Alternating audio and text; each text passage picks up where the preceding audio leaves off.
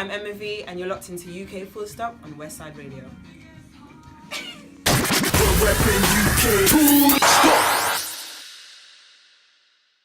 All right, and we are back.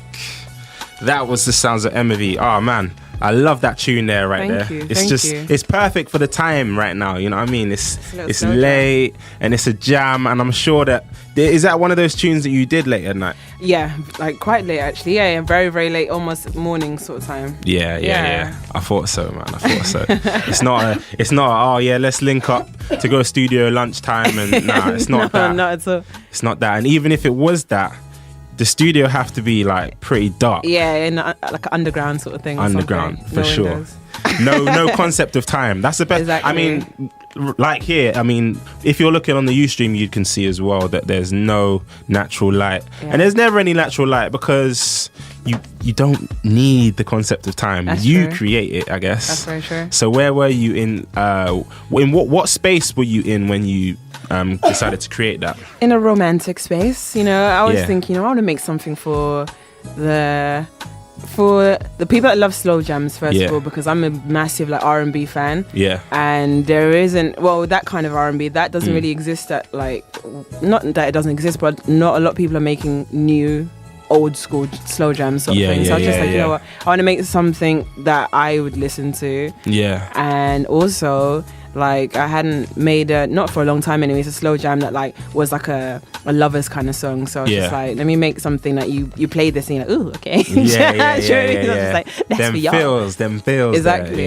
Yeah. That's it. Cool. All right. So for those who may just be locking in and they kind of haven't heard anything, or they kind of just want to know a little bit about who you are. Yeah. This is, you know, you can answer this however you want. Who is Emmavie? Well, other than just being like your average, like laid back kind of London black girl, you know, I'm trying to be like, you know, I've actually got this thing like right now where actually I won't say that. No. I'm a singer-songwriter and producer. Yeah. And I like to rap sometimes and DJ a bit. Okay. But like, what I'm actually trying to be right now is like a P Diddy for the UK, especially for the black girls, because the thing is like, and I will be actually. I am the UK P Diddy right now. I'm working on it. You'll see, it's coming. Speak it into existence. Exactly. That's important. Exactly. Like, what I really want to do is put people on, and like, especially the kind of music that I really like that isn't getting enough. Well, it is now actually. I'm finding that like R&B and soul music is coming back with force right now, and that top quality. So I'm trying to be like that executive producer as well. Yeah. And like I'm producing a lot for a lot of other artists and stuff. So nice. Yeah, and I'm songwriting a bit as well. So I'm just trying to be everything to the music industry and be that go-to person. So when you see my name, it's kind of like how you see Pharrell. Yeah. And then you see, do you know what I mean? You're kind of, is that the interesting thing about someone like Pharrell is like, you're like, okay, what did he do on this track? Yeah. Because it could be a number of things. Exactly. Yeah. That's it. So I'm trying to be that person for the industry. I hear that. Yeah. Okay. And in terms of your influences and, you know, old school to the new school. Yeah. Or greatest to the latest, as we like to say. Yeah. Name an act or an artist, a single artist that inspired you to do what you're doing from the UK. An act from the UK? From the UK. Ooh, let me say. Yeah. You know, I want to shout. I'm going to say Miss Dynamite. Okay. Yeah. Because, you know, when you talk about someone who, like, you can't fault them at any point. Yeah. I don't, not to say that you can't, like, that you can fault other people, but Miss Dynamite had it right at the right moment. Like, Miss Dynamite like, Miss Dynamite I was like, yo, when she brought out that album, I was like, okay, that's it's not spoken about enough, but she was so massive. Do you know what I mean? Like a Craig David. Like, she was like a Craig David at one point. Miss Dynamite was. So I'd say like that, where people still ask me to do things. Like, obviously, when I'm not doing music anymore, 20 years later, I think people still mention Miss Dynamite. So I want to be like that. Yeah. 100%. But even though Miss Dynamite still does shows, they still want those tunes there. Yeah, they do. Because exactly. She can keep coming back. She's not necessarily at the forefront, but she doesn't need to be, because she built a foundation and she's a legend. Like, you know, when everyone hears boo in a rave, like, exactly. Yeah. See, that's that's the tune that, you know, that made her blow, innit? Yeah. And then after that, she went on some hip hop stuff, and you know, singing and stuff. Singing this that, just showed her versatility, and it was good times, man. Exactly. It was good times. I want to be like that. Yeah. All right, we're gonna have to put some Miss Dynamite in the playlist for sure. Most importantly, but yeah, so okay, in terms of new school now, who you feeling? Who, like, you can, this is the time to shout out your camp as well. I have to shout out my camp. Hold on. Okay, firstly, you know, I've got Justy in the room with me right now anyways. Like, just say hi, just say hi. Hey. You see, Justy's here. So she's a poet and a spoken word artist, and she's family to me. So like, she's part of the team. I've also, let me just start. I love what she's wearing as well right now. I wish if you're on the Ustream, you can see that. Yeah, very Afrocentric. I'm loving that. I'm loving that that's popping right now as well. Exactly. It's good. Because it's cool to be black, you know. Yeah. It's a really cool. Exactly. It's a really good time to be black right now. And not just street corner black either. You know, we can do other stuff. You know what I mean? I think that's solely ours, street corner thing. I think that's a multicultural thing, especially in London town. Yeah, for sure. Most definitely. We take credit for swag alone. Swag, exactly. Yeah. We find something, and then once it gets too popping, we move on. Exactly. You lot can have boxer braids. You can have it. Yeah. That's joke.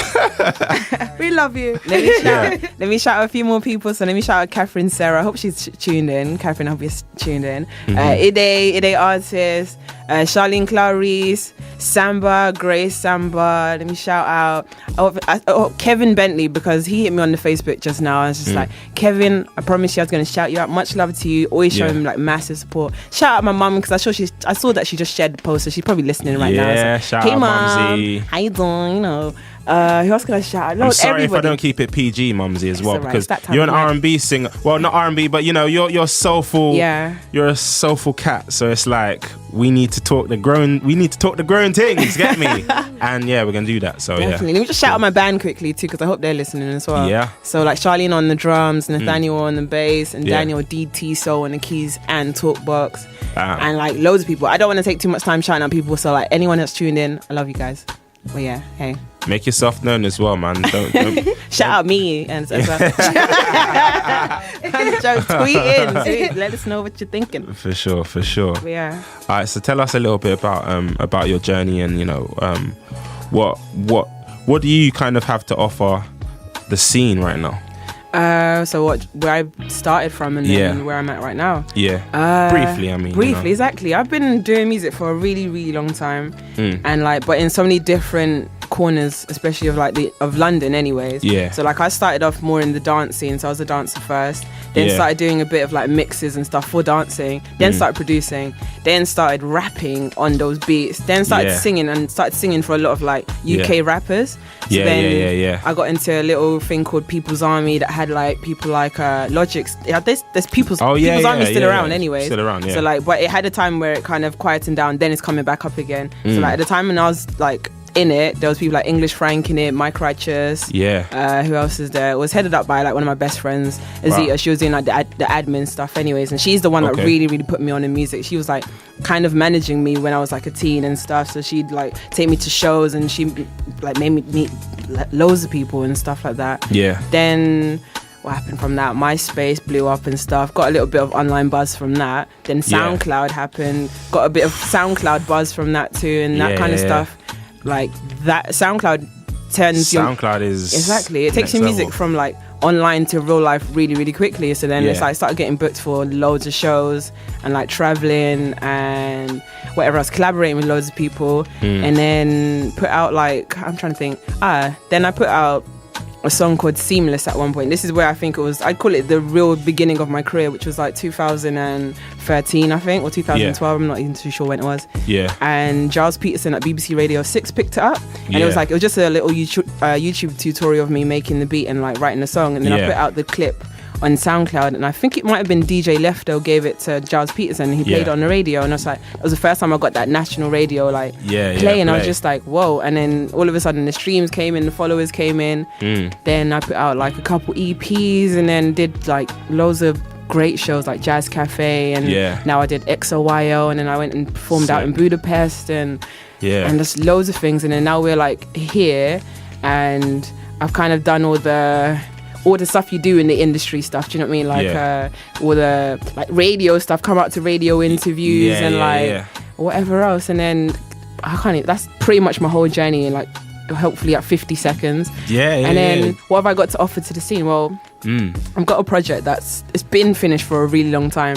But like let's say myself and my management, we did the like work the industry thing first. So before you release it, see what labels want it and stuff like that. Realize that like I'm not particularly like, maybe the sound of it won't be right on a major label or something like that. It needs to kind of have that independent push and that like that community sort of support from it. So I was just like, let me get it right. I'm holding on to it for a little bit longer, but not for too long now. And then that's coming soon. And then around that, there's loads of like sick collaborations that I'm doing. So obviously I've got the song with Rom that we played first, and then the song with I Am Nobody. And me and I Am Nobody, we put out another song called Deeper, which it's got like a hell of a load of plays. And like I've had like for like 2 months, every single day I had a different dance crew from around the world sending me videos of them dancing to it. Nice. Like LA, Poland send me loads of videos. Got some stuff from Japan. I got some videos from people out like all over the world. I was like emotional every single day for like 2 months. I'd get different dancers like tagging me on Instagram and stuff like that. So like I've pretty much I've been blessed enough to kind of have loads of amazing experiences through music, and I don't even feel like I've started yet, because this EP that I have coming for me is still like, it's like my debut like project where I'm producing all of it. I've sung on all of it, and like it's basically me, and then it's got one feature on it, which is like one of my closest friends, Ego LMA, who's like a sick singer, amazing songwriter too. So like that's coming soon, and a hell of a load of like features as well. So is it done? It's been done for like a year, and then like I've got enough music to put out like 3 EPs after that and stuff like that, or like 2 long albums. But like it's done, but it just needs to be the right time, and we're like actually I don't want to give too many secrets away. You want to kind of build up the momentum. Exactly. That's it. Sense. So like there's demand for it. So that's the aim basically. Cool. Nice. So in terms of like your sound, okay, so you from a long time ago, like obviously I've known you for quite some time, for a long time. Sexy Fresh, you still rocking with Sexy Fresh? That's what the SXF is in my Twitter handle. But no, I dropped that like I got some advice. Who was it that told me this? Rodney P. Do you know? Oh yeah, shouts out to Rodney P. Pioneer, hip hop pioneer. Yeah. He told me, I can't remember how many years back this is, but he's just like, what did he say? He said, I love the production thing. I like that you do your own thing, but I used to have like those sound bites like, you're now listening to another Sexy Fresh production on every single tune. And he was like, it's kind of corny, it's kind of 1992 sort of thing. And I was just like, man, I really love that thing. But when someone tells you something and then you listen, you're like, and I'm listening to like 100 songs of mine that have that bite on it. I was like, oh man, it's gotta go. It has to just. And another thing is just like, I kind of believe that you have to be kind of like a Pharrell is, or like a Missy Elliott is, where your name it stands for a lot of things. Do you know what I mean? As opposed to like, that's my name as an artist, and then it's a different name for my production company, and it's a different name for my dance. It has to just, I want you to search Emmavie and find everything. So I just like, I didn't want people to search Sexy Fresh and find the beats, and then search Emmavie and find this singing, and search something else and find me rapping, and do you know what I mean? So I was just like, get rid of all the other names and things that divide the audience, and just have it all under Emmavie. Fair enough. That's it. Cool. What, like, in terms of, okay, so we've kind of spoken about your journey and everything else, and just the amazing things that have been happening. So like what do you think about the scene as a whole? Because obviously your sound is very unique, but if let's say someone's a new listener to you, they'd put you probably in the RnB category, or the soul category. So in terms of that, like, what do you think about the scene? What do you think about the unity, if there is any, or this and that? I think there's a lot. I think London is like the smallest town on the planet. Like, everyone knows each other, and everyone kind of like everyone knows each other. Do you know what I mean? Like everyone knows each other's music, and everyone kind of like supports it. And there's so much versatility, but there's a lot of crossover. So there's a lot of people from different scenes working together now. I'm seeing it right now. Even when I was watching Shaka's new video with Chipmunk just today, and I was just like, for me, like those are two different worlds. Like when I know what Shaka's music is and what Chip has been up to, it's like to see them come together on a really nice song. I was just like, okay, obviously that's like both of them are quite gone, they're quite like famous and stuff, but in terms of like the underground scene, everybody knows everyone, and everyone's constantly in like studio or at shows, and like I know there were loads of events this week, and everyone's literally going to everybody else's events. I'm watching people's snaps, and it's like it'll be one person's show and the other person snapping them. The next day they've swapped places. Do you know what I mean? Like everyone supports everybody. And like definitely people would say my music was R&B and soul, but like there's loads of like, let's say even collaborations and stuff. There's going to be a lot more like other stuff. So I'll be adding different sounds to that, and I know like other artists, because I've heard a lot of unreleased stuff from the UK. There's a lot of like people that you typically call soul and R&B that are going to be coming up with stuff that are genreless. You can't call it something. So the town's got a growing sound. Definitely. So what? Okay, so obviously grime is the go-to thing right now. In terms of like dominating the scene and just. Okay, it's doing decent in the charts as well. So obviously there was a time when R&B and soul was repeatedly in the charts. But now it's kind of like you have artists that are from that background.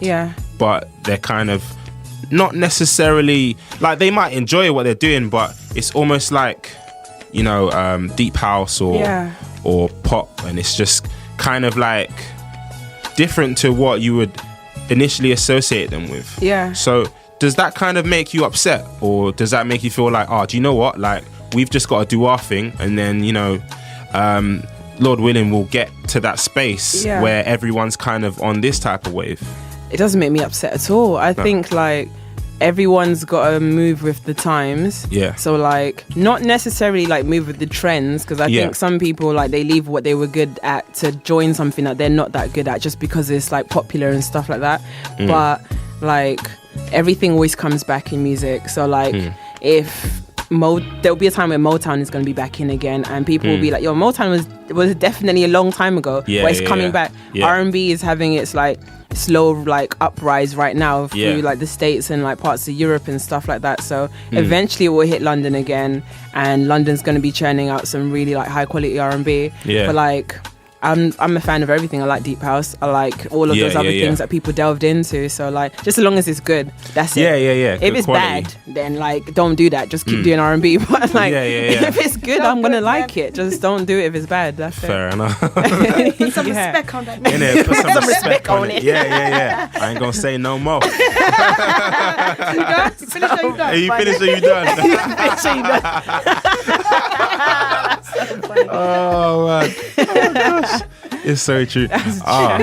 So all right, so your music, right? So you've got loads of tunes and this and that, and you've got some stuff that isn't released yet. So obviously when people are like getting down to Netflix and chill without the Netflix but more the chill, like what elements, what sounds, say I'm trying to, let's say I'm with this chick, we've gone on a few dates or whatever, and this is the first time she's come to my yard, and we both know what's going down, but it's like to get from that awkward place to the happy place.